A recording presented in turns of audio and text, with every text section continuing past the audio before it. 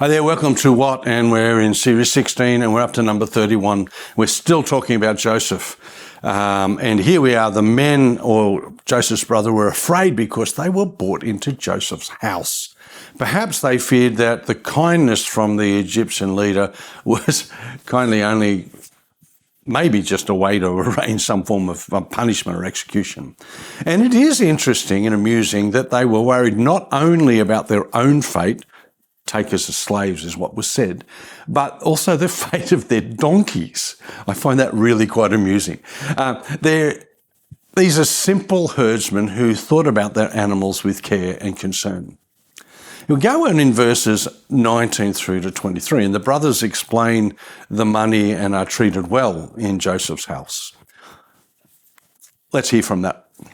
When they drew near to the steward of Joseph's house, they talked to him at the door of the house and said, "Oh, sir, we indeed came down the first time to buy food, but it happened when we came to the encampment that we opened our sacks and there each man's money was in the mouth of its sack, our money in full weight. So we have brought it back in our hand and we have brought it down other money in our hands to buy food. We do not know who put the money in our sacks." But he said, "Peace be with you. Do not be afraid. Your God and the God of your father has given you treasure in your sacks. I had your money." Then he brought Simeon out to them.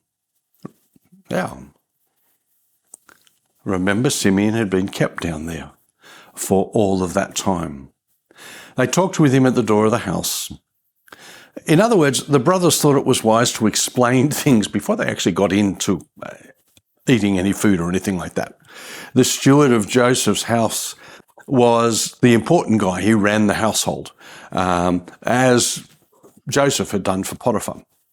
Therefore, they thought it would be a good idea to explain it to the Egyptian official himself. Notice he says, "Your God and the God of your father has given you treasure in your sacks. I had your money." This was not a lie from Joseph's stewards because he really did have it and then gave it back. In addition, it really was because of God's goodness that they had their money back. Even though somebody else did the giving, it was a gift from God for them. Notice there too that he brought Simeon out to them. Joseph fulfilled his promise, and that's significant. He said, "You come back down, you get Simeon back." That was the way it went. Joseph fulfilled that promise. We go on in verses 24 to 26, and the brothers meet Joseph and they bring their gift to him. So the man brought the men into Joseph's house and gave them water and they washed their feet. They gave their donkeys feed. Then they made the present ready for Joseph's coming at noon, for they heard that they would eat bread there. And Joseph came home.